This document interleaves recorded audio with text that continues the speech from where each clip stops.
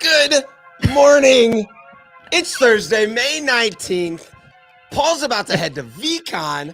We're talking Elon is angry and a whole bunch of other stuff. Let's go. All the things. You know what's really cool about this? Well, first of all, I'm in this natural, like, I'm in my home office light right now. So if you're watching, you realize like Kyle's hat and his shirt are like have a very deep tone to them, and mine have all this like residential I don't know, yellow to it. But yeah, I realized it's like kind of like a off black type color. Yes. Yeah, it's a soft black. When you're introducing the show, now I understand why you have time to make so many faces. Yes. Like that post yesterday killed me. If you're not on our Instagram, go check out Automotive State of the Union, and you can see the many emotions of Kyle Monsier all in one post, Brady Bunch style. That's exactly it. Yeah, I showed my wife, and she was like, "That's about accurate." That's how like, all this conversations is a with day you go. in my life. Right? It is amazing to see that great. at once, because I guess you just kind of get used to it. But there you go. I mean, exactly.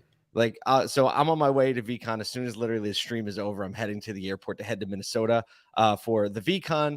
I am going to try to bring as much of that back to you as I can, as usual. So probably the best, I'll be posting on LinkedIn, but probably the best way to follow along would be my Instagram stories.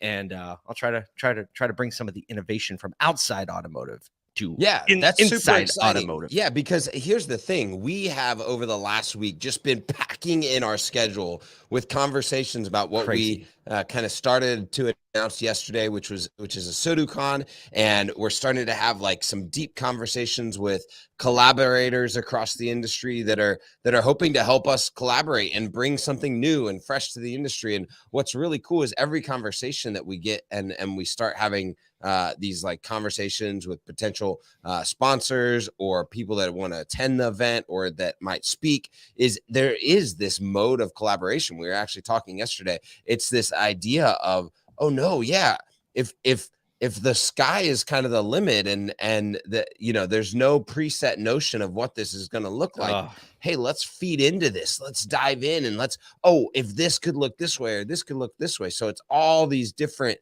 ideas coming from a bunch of different people. And what it's doing is like enhancing our ability to serve the automotive community. So that's what I'm excited about. Without a doubt. Hey, look, if you're interested in being a part of the collaboration for ASOTUCon, hit us up. Just send an email to crew@asotu.com. Every conversation we had yesterday with industry partners was like, how would we do this best? And there's not going to be a ton of room for everybody. We have limited partners, but we want to make everyone super meaningful and kind of figure out the best way we can serve them so they can serve the industry and so on and so forth. If you're a dealer and you want to go, again, we're going to have limited tickets, but this is going to be a real event. You can go to asotucon.com and sign up on the cheesiest website you'll ever see, because we were just like, we need to get this live. So if you just want to see a cheesy website, just go to asotucon.com and we'll make it happen. Dude, there was so much to talk about this morning. We didn't know what to include in the show and what not to include in the show. It was like, so there's 38 headlines that we could go after at this point. Sometimes it's just like crickets. And like this morning logging in, we're just like, we could talk about that for 20. We could talk about that. This show could have been 12 hours long. Easy.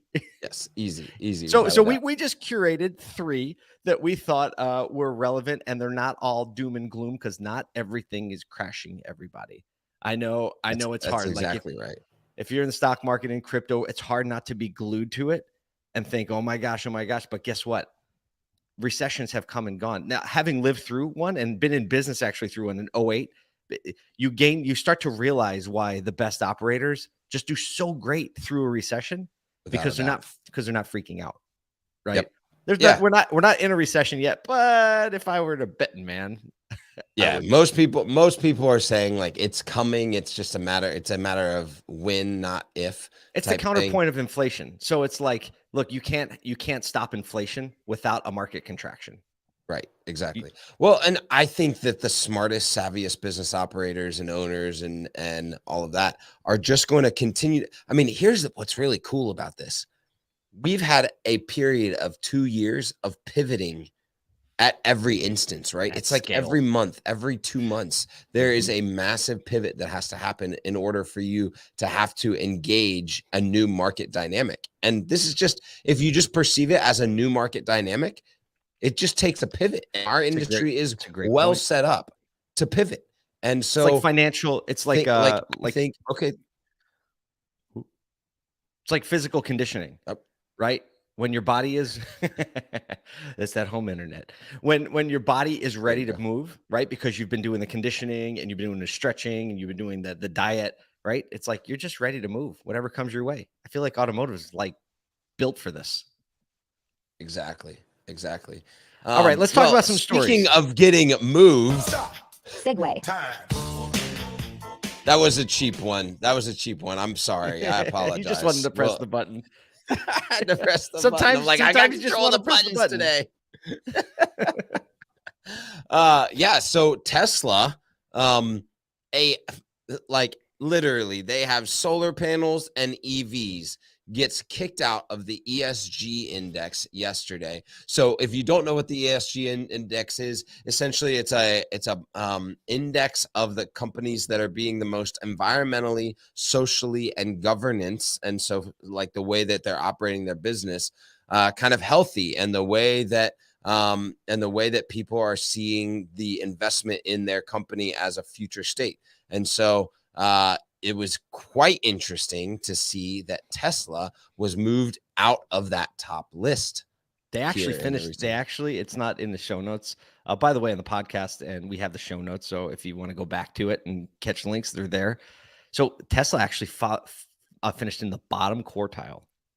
And so Elon Musk is upset, right? Because this is like, it's kind of a guiding principle where you can make investments based on people who are being, so-called environmentally friendly and things like this. And Elon tweets out, Exxon is rated top 10 best in the world in environment, social, and governance, while Tesla didn't make the list.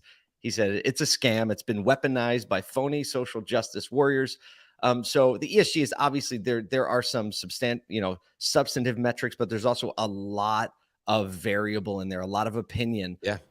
So even like big investment firms like BlackRock have said they're going to stop paying attention to it because of the arbitrary nature of it. So, but basically, low carbon emission, like they cited that Tesla's out because of a low carbon emissions plan, labor complaints, and some ongoing compliance investigations, from accidents and things like that.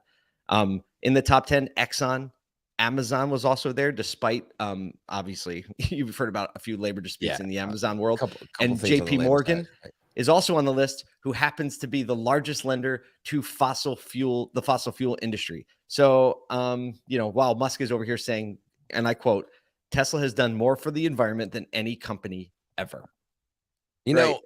Okay, so that's interesting, because I think that when you think about the end product and what it does for the environment, that's one thing.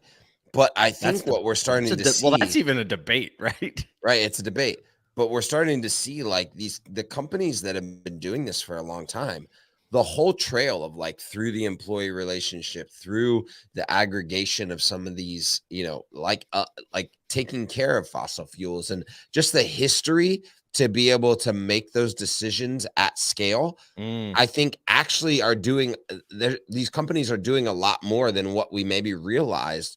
And because of the type of fuel, we were like hedging bets or making decisions. And I think that we're seeing that in the EV world, especially with things like how to acquire all of these raw materials that are needed for batteries, where they're coming from, what's necessary from an environmental impact. Right? Yes, exactly. The conditions and how they're mined.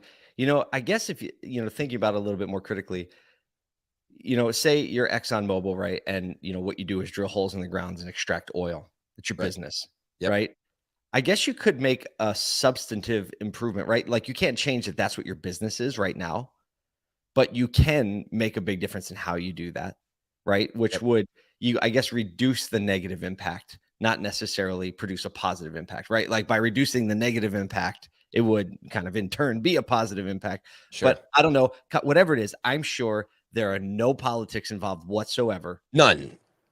No, there's no money, no There's no lobbying, nothing lobby. like I'm that. sure Yeah, none of that is absolutely very not. No, objective. it was But completely objective and clean. Yeah. But we thought it was relevant to talk about, right? Because obviously Tesla's in the news a lot. Elon Musk is in the news, and without a doubt, like it does affect the perception of the auto industry. It does provide opportunity for traditional OEMs to really step up and carry the torch. And like everything, like media and pop culture is an opportunity, right? It's always moving in a direction, and you just have to figure out, like, understanding the lanes that people are running in, help you understand like how you can position and move to serve the customer best, and in this case, serve kind of the planet the best. So thought it was worth talking about. And look, who doesn't like this is super random, but I'm just having this mindset. Like we typically say, and I'm gonna flesh this out on some other thing. Maybe it's a LinkedIn post. I don't know, but we keep saying like legacy OEMs and traditional OEMs. I just wonder if they were in the room, if they would feel good about that. I don't know. Maybe not. And maybe we need to reframe that, because I think that they are challenging that. How would you categorize them? I don't know. That's what I'm trying to figure out in my head right now in real time. Right. Yeah. I mean, legacy is I'd rather be legacy than traditional, I think. Right. Because traditional, implies a mode of operation, when legacy just implies like time. Right. I've been here. Interesting. We'll call them reinventing OEMs.